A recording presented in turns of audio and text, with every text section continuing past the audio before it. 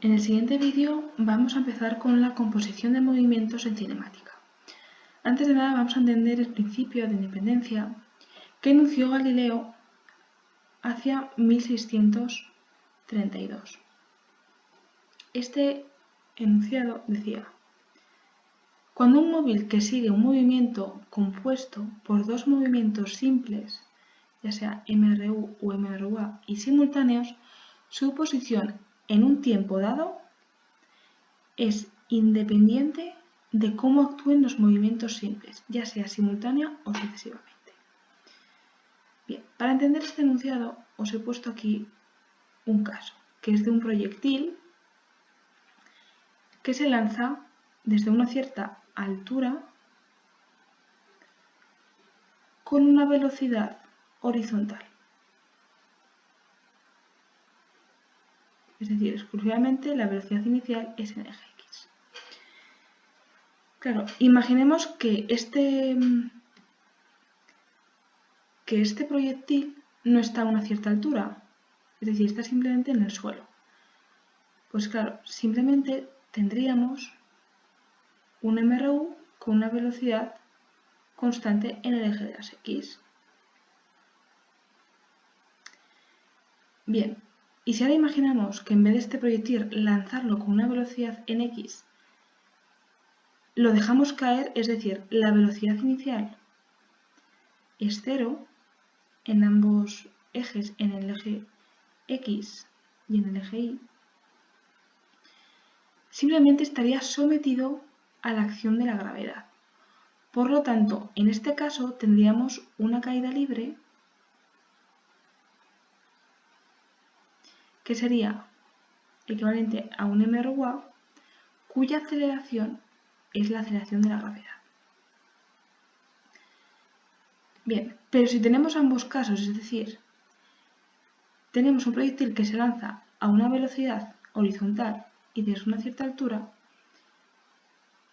su trayectoria va a ser la composición de los dos movimientos simples, del MRU y del MRUA, de la caída libre. De tal manera que la trayectoria será parabólica, ya no será rectilínea,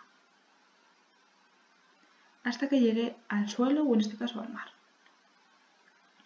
Por lo tanto, a la hora de hacer estos problemas vamos a tener que analizar de forma independiente, en este caso el MRU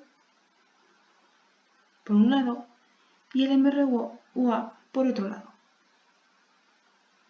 De tal manera que finalmente el movimiento compuesto será la suma de ambos movimientos simples.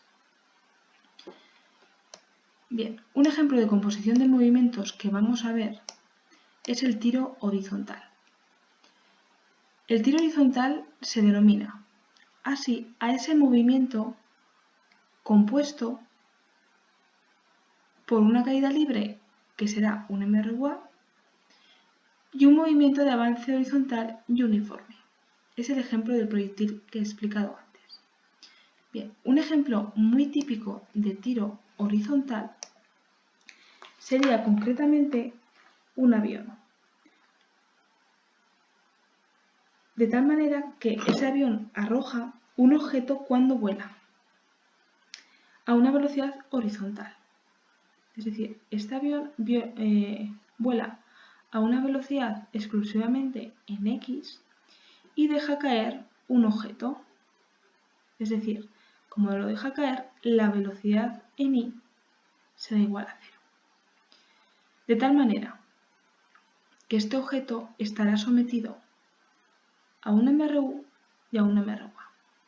De tal manera que la trayectoria del objeto no será rectilínea, sino simplemente cogerá una trayectoria parabólica.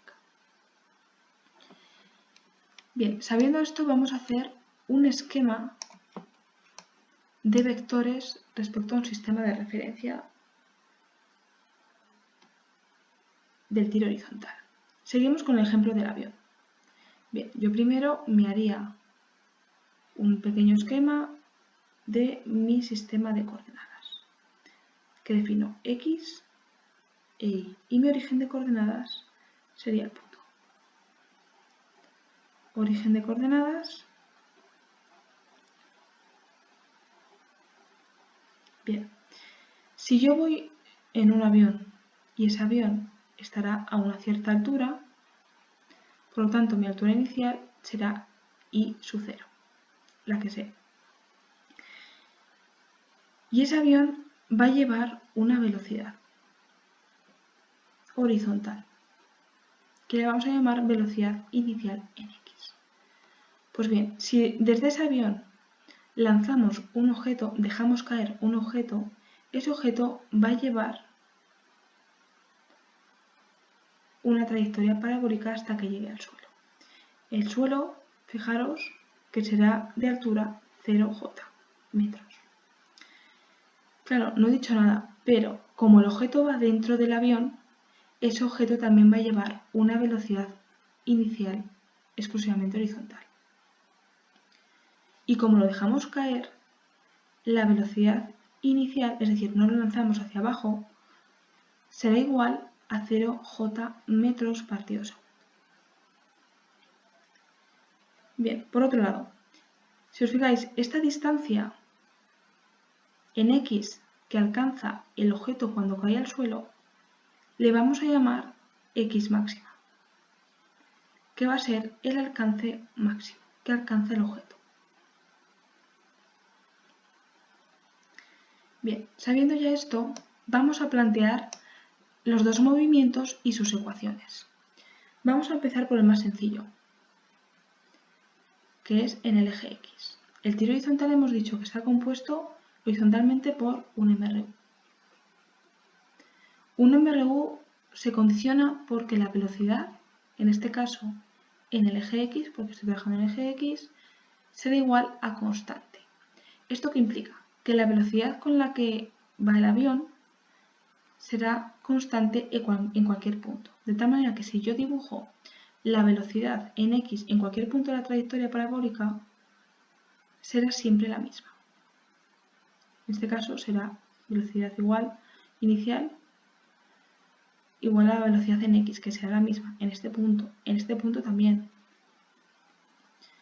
Cuando llega al suelo, es decir, cuando llega al suelo, la velocidad en x es la misma, más que nada porque estamos considerando que no hay rozamiento de aire. No hay nada que lo frene. Por lo tanto, velocidad constante. Bien, vamos a plantear las ecuaciones de movimiento de un MRU. En este caso, como estoy trabajando en el eje horizontal, lo expreso como vector de posición en el eje X, en vez de vector de posición R. Bien, para un MRU, la ecuación de movimiento será el vector de posición en el eje X final será igual al vector de posición en el eje X inicial más la velocidad constante que lleve ese MRU, que será la velocidad en X, por la variación de tiempo. Si yo termino de plantear este problema, este objeto se lanza desde esta altura. ¿Y cuál será la posición inicial en el eje X? Pues será 0, porque parte de aquí, a 0, en el eje horizontal. Por lo tanto, yo puedo tachar este término. Y por otro lado, el tiempo inicial también lo puedo considerar 0, es lo más sencillo. El tiempo inicial es ese tiempo que yo considero cuando empieza mi movimiento. Y yo considero que mi movimiento empieza a contar en 0 segundos, por lo tanto 0. De tal manera que tengo que el vector de posición en X será igual al vector de posición de velocidad, perdón, al vector velocidad en el eje X por el tiempo. Entonces aquí ya tenemos una ecuación que le vamos a llamar 1. Y esta ecuación va a ser la posición en X, es decir, cómo va variando en X el objeto en función del tiempo. Eso significa. Por otro lado, ahora vamos a estudiar el eje Y. En el eje Y hemos considerado que en un tiro horizontal va a llevar un MRU. Es decir, se vamos a considerar como una caída libre de tal manera que la aceleración es la aceleración de la gravedad. Tened en cuenta que la gravedad siempre va a ser menos 9,8 J metros partido segundo al cuadrado. Cuidado que la gravedad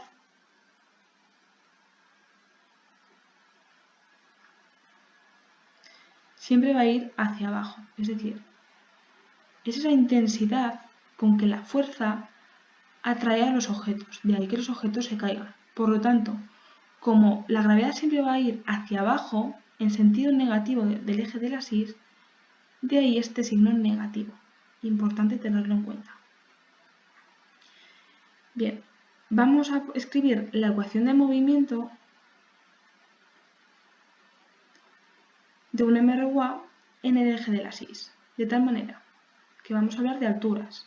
La altura final, el vector de altura final será igual al vector de altura inicial del objeto más la velocidad inicial, el vector, por la variación de tiempo, más un medio de la aceleración, que en este caso es la gravedad, por esa variación de tiempo al cuadrado. En este caso, fijaros, la velocidad inicial en I es 0, porque el objeto se deja caer. Por lo tanto, todo este término se anula en un tiro horizontal. Y por otro lado, como hemos hecho antes, yo empiezo a contar en 0 segundos, de tal manera que el tiempo inicial, cuando yo empiezo a contar, será 0. Y se puede despreciar. Por lo tanto, ¿qué me queda? Que la altura del objeto será igual al vector de altura inicial. Si yo sustituyo la gravedad por menos 9,8 y lo divido entre 2, da menos 4,9. Será menos 4,9 J por T al cuadrado. Y esto yo le voy a llamar como una ecuación 2. ¿Y esto qué implica? Sería la altura, o la posición en I, la altura del objeto en función del tiempo. Si os fijáis, inicialmente el objeto parte de una altura inicial. Y entonces, como va pasando el tiempo, vamos reduciendo altura. De ahí ese signo menos. Por lo tanto, va cayendo, la altura se va reduciendo. Bien, y por último, nosotros podemos establecer también la ecuación de velocidad. Nos falta una ecuación, que es la de velocidad de un MRUA. En este caso, acordaos que estamos en el eje de la axis. Por lo tanto, la velocidad de un objeto, en este caso yo estoy hablando en el eje de la axis, porque lleva una caída libre, será igual al vector velocidad inicial en el eje de la axis más la aceleración, que es la gravedad, por esa variación de tiempo. Lo mismo, el tiempo inicial yo empiezo a contar en 0 segundos y la velocidad inicial en un tiro horizontal es 0 porque se deja caer. De tal manera que la velocidad del objeto en el eje de la axis será menos 9,8 T por J. Y esta va a ser mi ecuación 3. ¿Y qué significa? Esto será la velocidad en I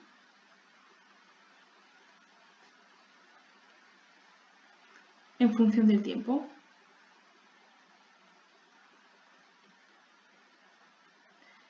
Si os fijáis en este caso, no pasaba lo mismo que en el eje de las X. La velocidad en el eje de las Y varía con el tiempo.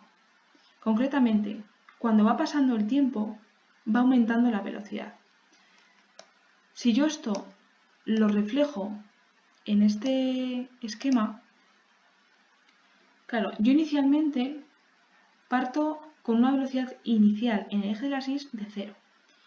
Y conforme va pasando el tiempo, va cayendo y va aumentando la velocidad en el eje de las Y hasta que llega al suelo. Es decir, la velocidad en el eje Y va variando y va concretamente aumentando. Tiene sentido porque en este caso la gravedad y el sentido de caída, la velocidad, llevan el mismo sentido, que es en el eje de las Y con sentido negativo, hacia abajo. Por lo tanto, va aumentando la velocidad porque lleva una cierta aceleración, que es la gravedad. Bien, en este tipo de ejercicios nos van a pedir concretamente, muy típico, calcular el tiempo en que el objeto llega al suelo.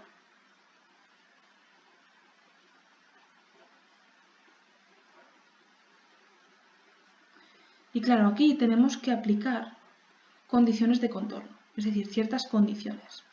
Bien, si queremos saber el tiempo que llega al suelo, es evidente que la altura final del objeto será 0, j metros. Bien, por lo tanto, si sustituimos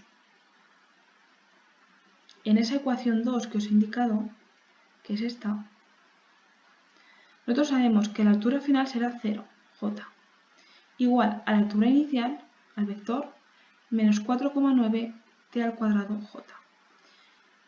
Bien, aquí si os fijáis en cualquier tipo de problemas, en este caso de esta ecuación, los vectores llevan la misma dirección, que es j, por lo tanto yo puedo trabajar con módulos y eliminar esos vectores unitarios j, de tal manera que 0 es igual a la altura inicial menos 4,9 t al cuadrado. Y aquí ya puedo despejar t, que sería igual a menos la altura inicial partido 4,9, de tal manera. Bien, sería la raíz cuadrada del cociente entre la altura inicial y 4,9. Tendríamos dos valores, el positivo y el negativo, pero como el tiempo siempre tiene que ser positivo, cogeríamos siempre el valor positivo del tiempo, el válido. Sería el válido. Por lo tanto, en este caso sería, de esta manera calcularíamos el tiempo con que el objeto alcanza el suelo.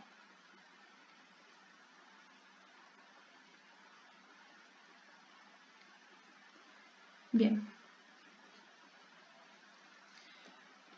Otro parámetro que nos suelen preguntar, muy típico,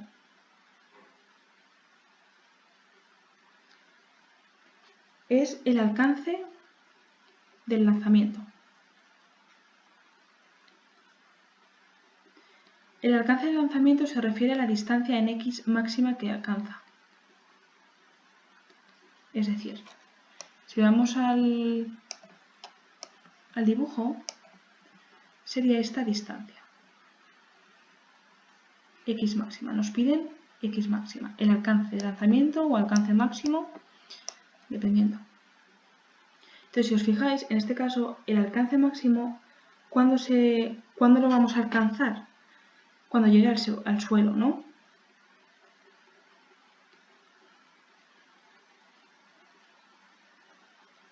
Por lo tanto, nosotros, cuando llega al suelo, ya sabemos el tiempo, que es lo que hemos calculado antes, esa raíz cuadrada. Por lo tanto, como queremos calcular la posición en el eje de las X, utilizamos esta ecuación, la 1. De tal manera que la posición en el eje de las X, esta es la ecuación.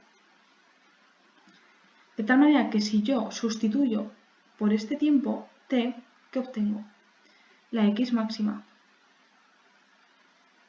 que será igual al vector velocidad en X por ese tiempo, que será la raíz cuadrada del cociente entre la altura inicial y 4,9. Bien, y esto sería el alcance máximo.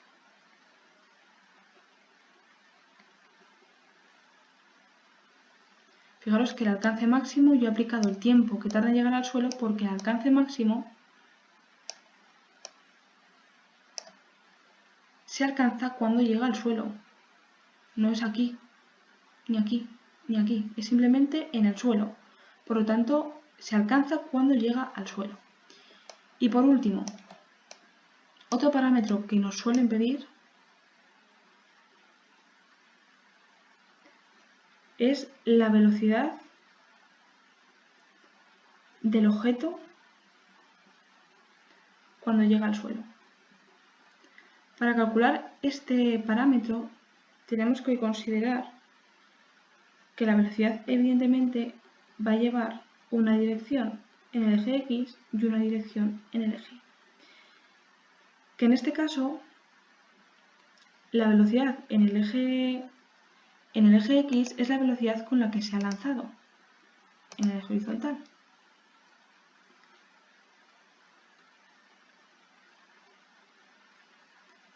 Bien, y esto será igual al vector velocidad inicial más. Si os fijáis, esta velocidad la habíamos sacado de esa ecuación 3, ya la habíamos obtenido, esta, menos 9,8 por tj. Y eso era la velocidad con la que variaba el objeto en el eje de la axis. Por lo tanto, sustituyendo será menos 9,8 tj.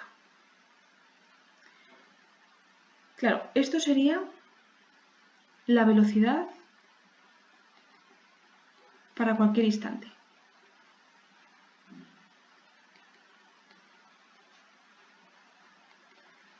Pero si nos piden la velocidad con la que llega al suelo, tenemos que sustituir el tiempo con el que llega al suelo en el vector velocidad. Es decir, la velocidad en x es constante, por lo tanto en este caso no varía.